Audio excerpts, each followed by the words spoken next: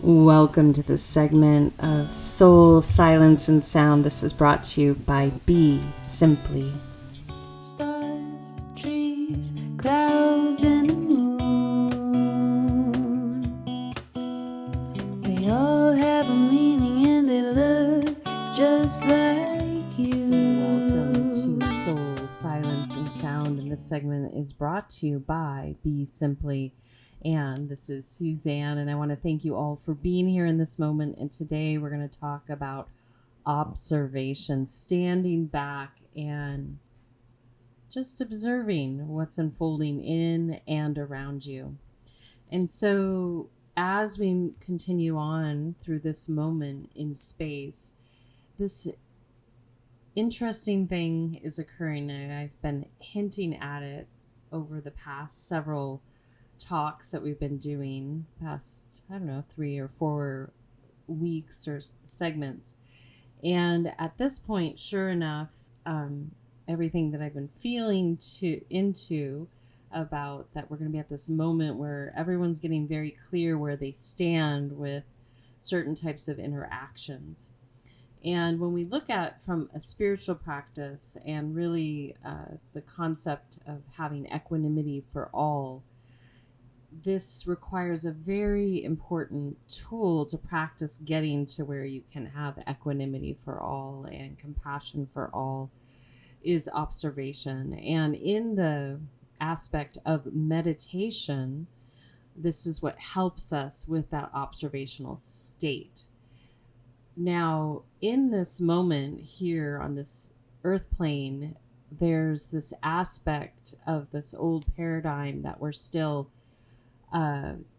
participating in, and then the new paradigm is being birthed and is really, if you understand cause and effect at the simplest level, and then you can learn more about it. Happy to share more about it with anyone that wants to know one-on-one. It's maybe I'll do a longer talk on it here, but for now, just that simple piece of cause and effect. We've already woven quite a bit of this moment that's being birthed right now. And they're like little equivalent of seeds in a soil. Yet there's this other component that I've been talking about that's across the street where these paths continue to separate. And as this occurs, it can become tempting to jump in based on those old dialogues that you are used to having or remember, or they grab you emotionally. However, there's these really important things to be putting our efforts toward to help with this newborn baby that's going to be born, versus being holding on to the old stories that have already passed. So when we look at that and we use observation in all circumstances, this helps us understand what is. And the more masterful you are at observing without judgment, without emotion, the easier it's going to be for you to understand where maybe a moment is going, where a global moment is going, where you're being tricked, where you might have opportunities, and so forth. And to decide how you can make effort in that moment while leaving the least amount of imprint. And so if we all did this, there would be a lot less collective effect that could potentially degrade our system. And then it would help yield greater fortune for the generations to come if we reduce that footprint. And by footprint, I mean where it's leaving something behind that's not beneficial. Of course, we can have a footprint that is beneficial.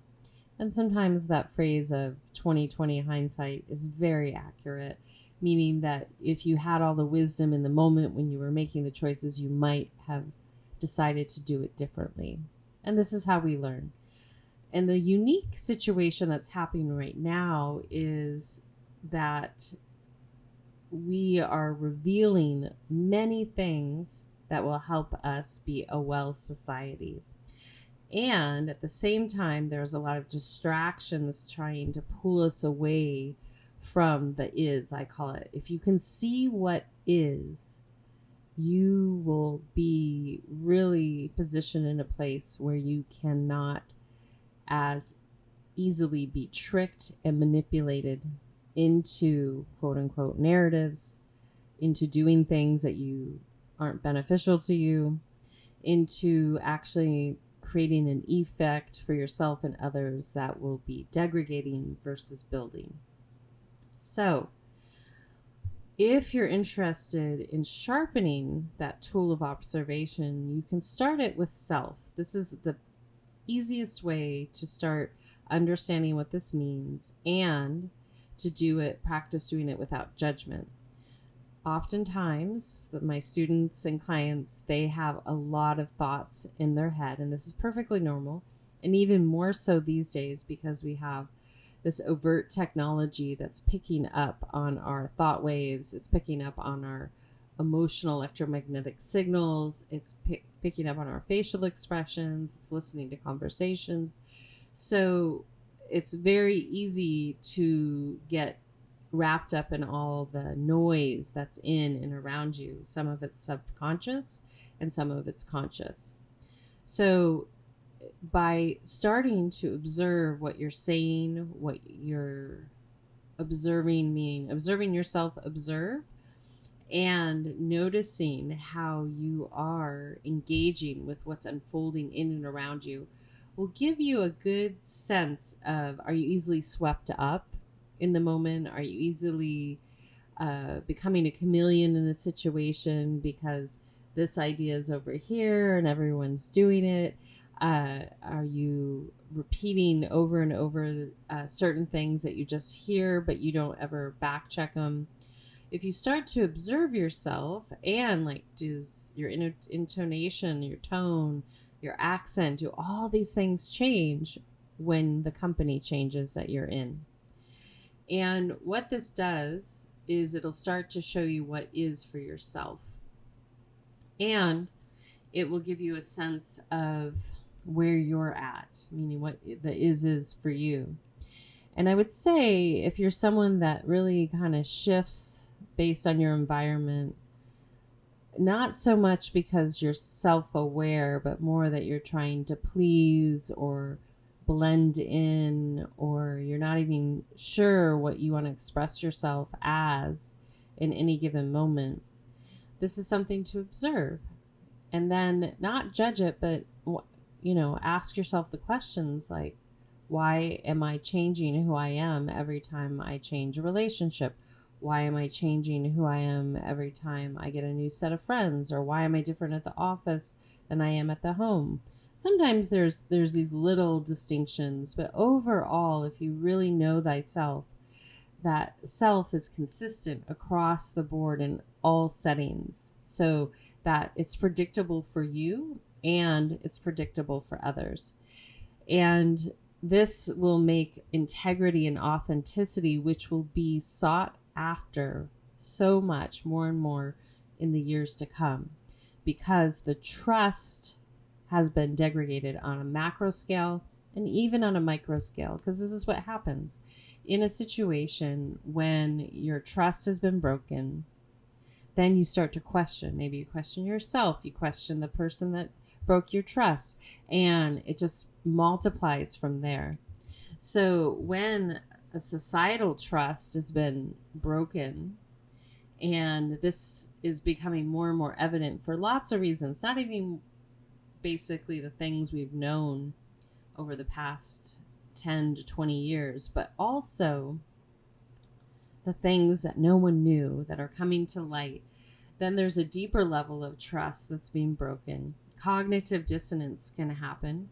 And then you are in a moment where if you are used to observing yourself, you can reorient yourself to the is.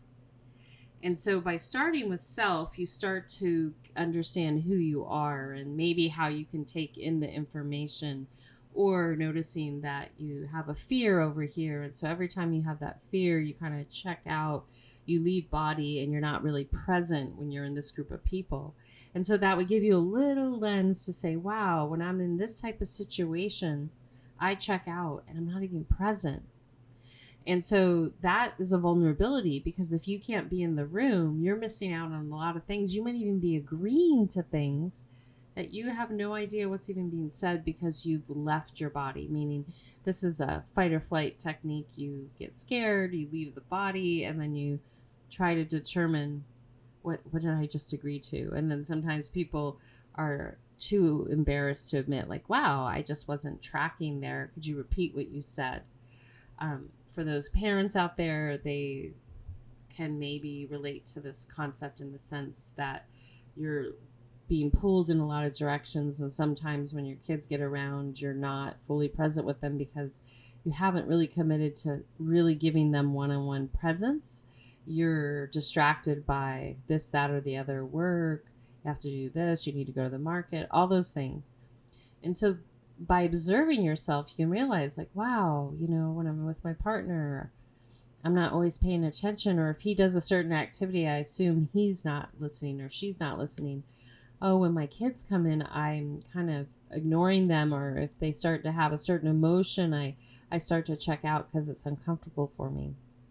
So through this active observation, you can start to see how you relate to your space around you from the inside out.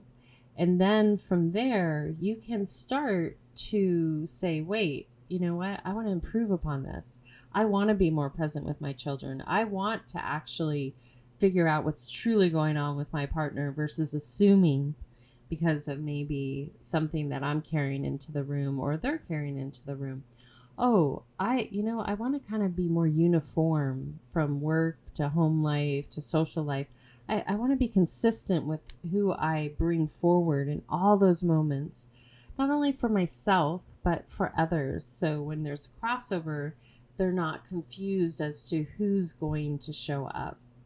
And so these subtleties, these are just examples, will assist with you continuing to sharpen the observation tool. And two, it'll allow you to start to refine who you are in a given moment and help you lead into this point of mastery. So when we go back to the distractions, if we step back and observe what's happening, then we can really hear what's being said. We can really see sometimes the bigger picture, and then we can decide how we want to engage. And I would say across the board, when I'm working with people on meditation, those that tend to have fast electromagnetic system, which means that they have a lot of electricity, they tend to talk really fast, they tend to think really fast, and they tend to move rapidly, and their electromagnetic field is generating more energy than it needs to. And so for these individuals, if you know who you are out there, it's really important to see that first of all, and then slow your system down.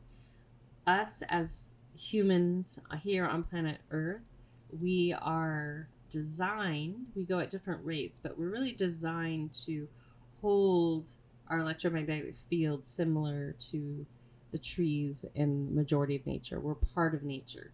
So when the system is overcharged or undercharged, we're out of that natural harmony that we are designed or created, however you want to say it, to be in. And so that would be that practice. That's the practice of balancing the yin and the yang, coming into harmony and feeling that sense of peace from within. And then from there, as we start to refine and our ability to observe, this is where with the outside world we can start to observe and then not engage in things that are enticing and prodding and poking. And the reason that it's so important that we do this right now is because of these reveals that are happening on the macro level. And if we don't take the time to observe it and assimilate to what we thought was, and then slowly add on to what actually the is, This will allow us to not go through potentially cognitive dissonance. It will allow us to stay in a calm state, and it will allow us to make objective decisions for ourselves on a macro to a micro level. And on a spiritual level, this is really important too, because if you look at any belief system that you might have had, meaning coming from the theological belief system, I think for the most part, people can understand that there are manipulations within many of those organizations, if not all.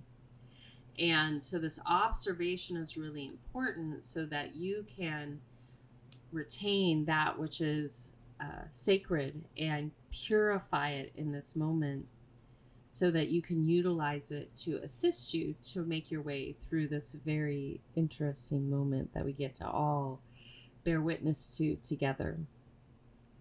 So the first step will be that observation. And then the second step from there is just to be, meaning that you observe and then you create the pause to allow it to be before you take action, meaning grasp or charge forward or anything. Just create that spot, that pause. And this is crucial. And it can be 1/10 of a second. Let's say that you take that pause if you're someone that's doing a race for an athletic program or an event. But this pause can all of a sudden transcend the perception of time, and it can expand, and maybe 1/10 of a second feels like 10 minutes. Or maybe you take more space, but it condenses down and feels like only a minute went by when really 30 minutes passed. So when we create that pause and we really drop in, and this is what can happen in meditation, is that it will give us additional information that does not require any thinking. It's a transmission that does not have a language. It is a transmission that goes through the physical being, the mental being, the emotional being, and the spiritual being. And you get informed in a way that you can take fluid action when you're ready to go into action. So if inspired, you'll start with observation, and then you'll create the pause. And then from there, you'll determine if action is needed. Sometimes you might perceive that something's needed, but sometimes there will be no action. That will be the result. And so what the beautiful thing about this practice is, it conserves your energy. It keeps you from engaging where you don't need to. It's kind of like, that's not my lane. It's evoking a passion. It's evoking an emotion, but it's not my lane. I'm just going to observe it and see where it goes. And with that, then you will be able to retain your precious energy for these things that need to go towards the seeds and the seedlings that you're birthing.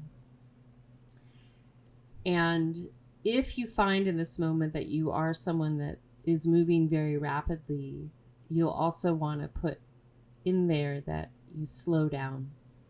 You really slow down, and not induced by anything, but just by being outside a little bit more, breathing in the clean air and feeling the earth and just moving from there in a way that can benefit you in so many ways. And you'll be able to see, hear, and feel what is so much more effortlessly than before. And then what this will yield is that it's not so much that you're needing to Google things, is that you are deepening your ability to listen. And then from there, you have a deeper knowing and certainty where your action needs to be.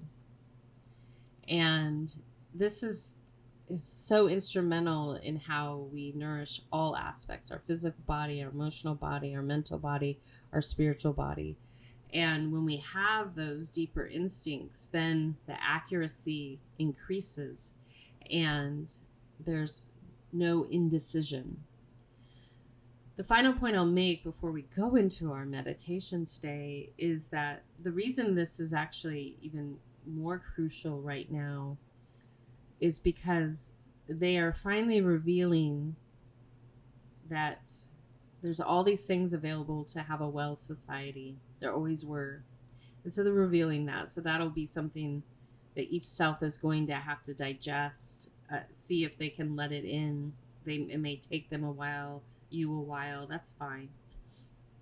But simultaneously, they're point blank telling you that there are other species, and not animals or bugs or insects, but other species on this planet, this earth plane, and in other dimensions.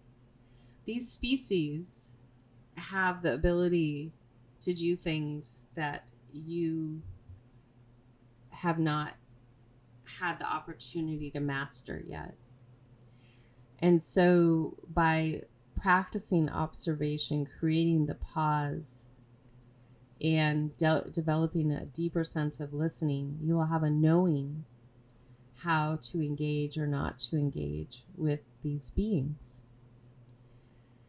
And the one thing I can share is that even though I'm providing you with a talk, and then I random rab, we put them as an undertone there just so it's not dead space, but also we love you, Rab,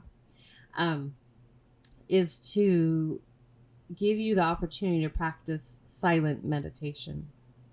All the apps, all those things out there, their tools are like a gateway into meditation.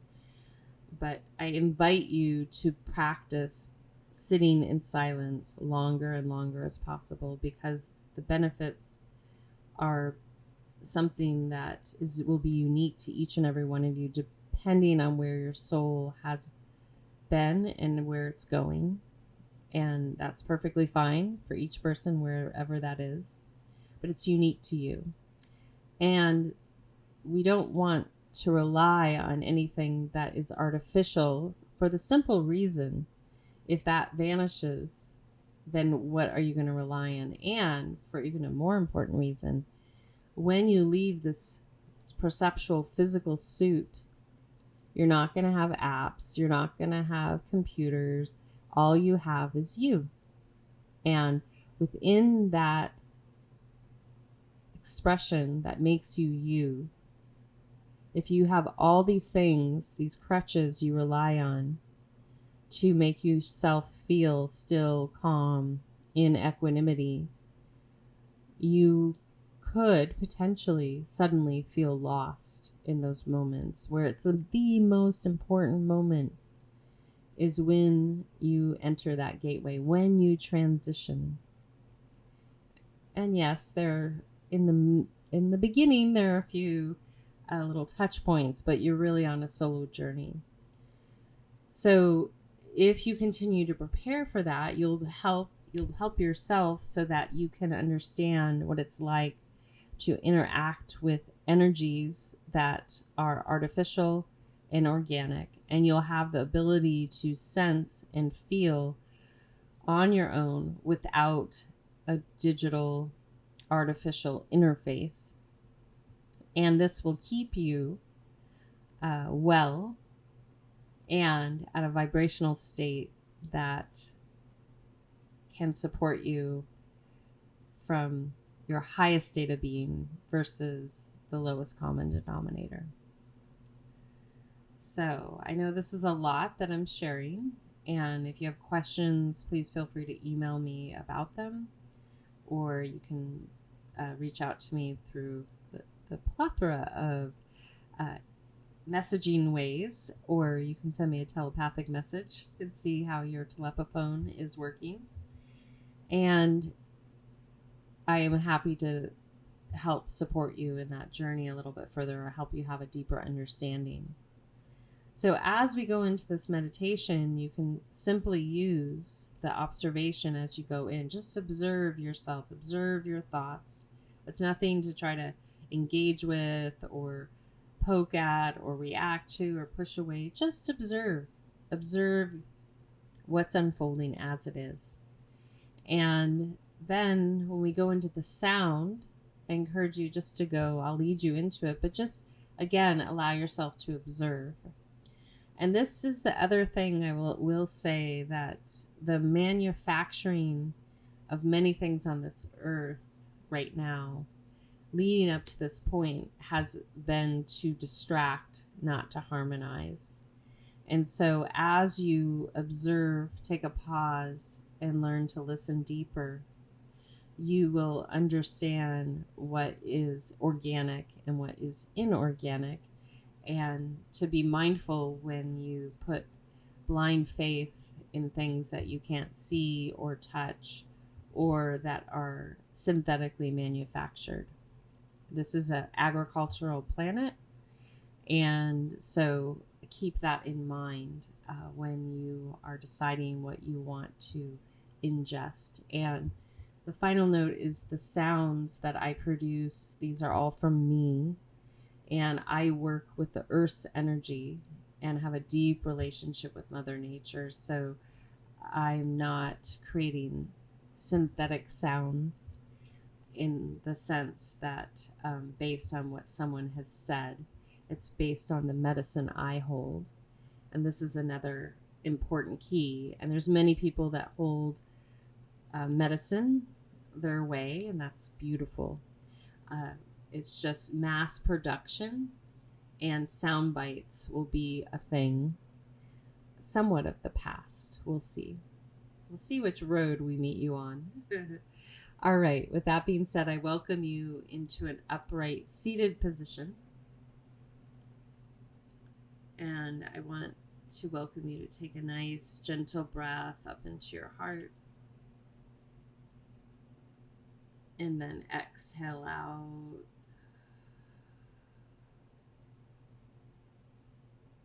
Again, inhale.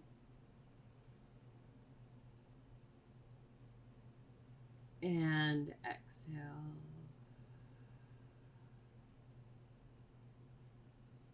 Good. Again, inhale.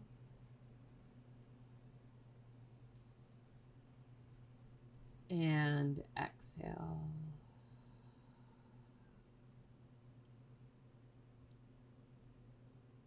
And then gently from there, I welcome you just to observe your natural breathing pattern. And just stay in that point, that fixed point of observation.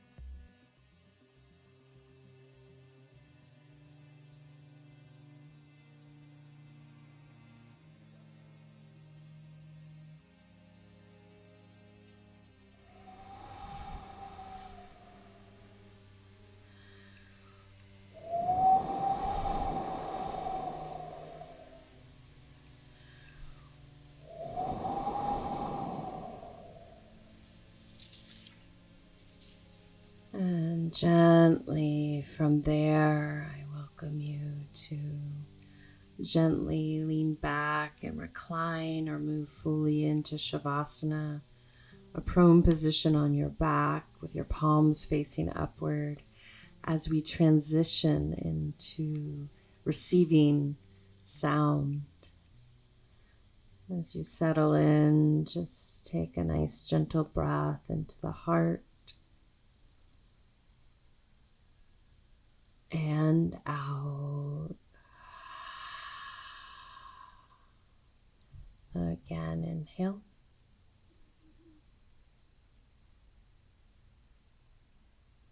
And exhale.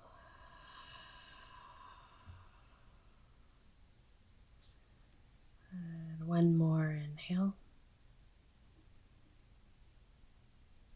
And exhale. And then continue to follow your natural breathing pattern.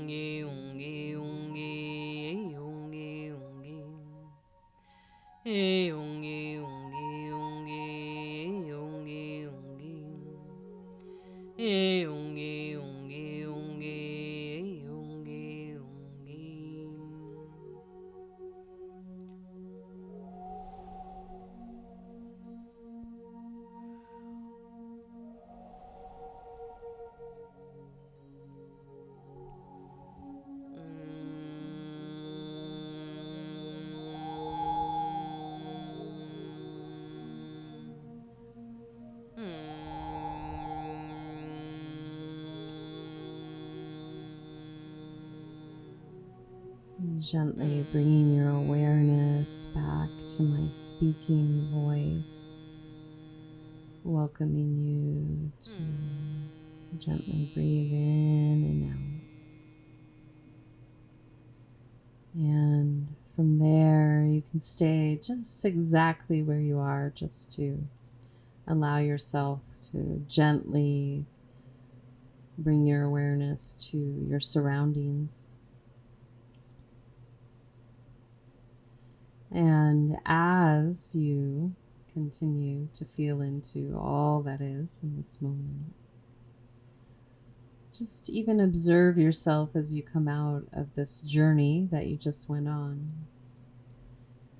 And if inspired, stay here a little bit longer, even after all the music flows out, just to be present with yourself and see how willing you are to see what is and engage with the new ises.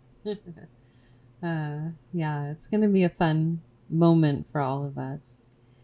And most importantly, if you can use this tool of observation to stay focused on cultivating and staying in mastery of your highest expression. This is super important, not only for yourself, but for the benefit of all. So, if you are inspired, please stay a little bit longer to hear Kadri Scott with Beauty Is. And I want to give special thanks to Random Rab for giving us the undertones to be in silence with, and for Dante Marino, for helping doing the production on the sound creation. And also, I want to encourage each and every one of you to support one another, rejoice in each other, and support the arts. Dante has some new music out, Random Rab, as I've mentioned many times, but support these creators. It's that's where we're going into the era, especially as we become a well society. The arts and creations and new explorations and understanding of consciousness is going to go from, supporting suffering to supporting well-being. So those that are already entrenched in their art and their craft, support them. And for those of you that will be exploring your craft, maybe in a new way, I encourage you, don't be afraid. Observe, pause, and then engage if you're supposed to.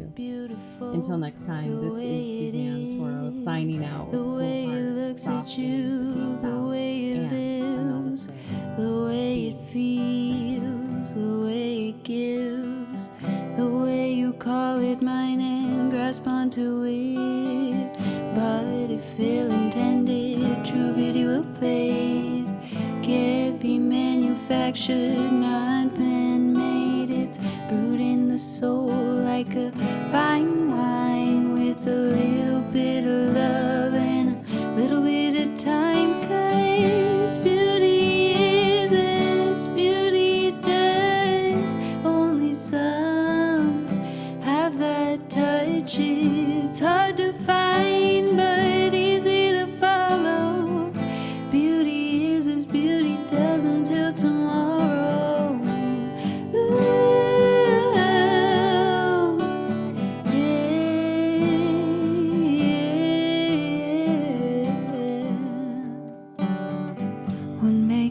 beautiful, the way you love, the way you lift it up, hold it above, the way it seems to shine under your gaze, the way it leaves you walking in a haze. But if ill intended, true beauty will fade, can't be manufactured, not man-made. It's brewed in the soul like a fine wine, with a little bit of love and a little bit of time. 'Cause beauty is as beauty does, only some have that touch. It's hard to find but easy to follow. Beauty is as beauty does until tomorrow.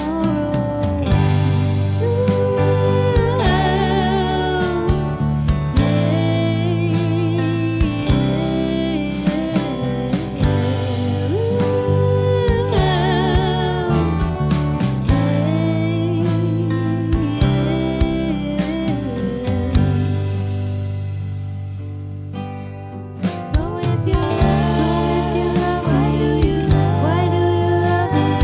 Ask what's on my mind. I think he loves me. Must think I'm lovely. Has he taken the time? Louder than words, softer than a smile. True kindness, and you'll make my heart go wild. Yeah, you make my heart go wild. 'Cause beauty is as beauty does, only some have that touch. It's hard to find but easy to follow. Beauty is as beauty does until tomorrow. Beauty is as beauty does, only some have that touch. It's hard to find but easy to follow. Beauty is as beauty does until tomorrow.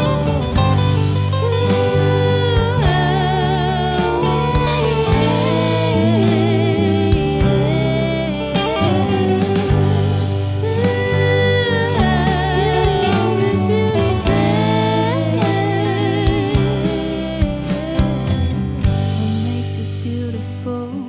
To each their own. If you find it, hold it and don't let go. Hard to find but easy to follow. Beauty is as beauty does until tomorrow.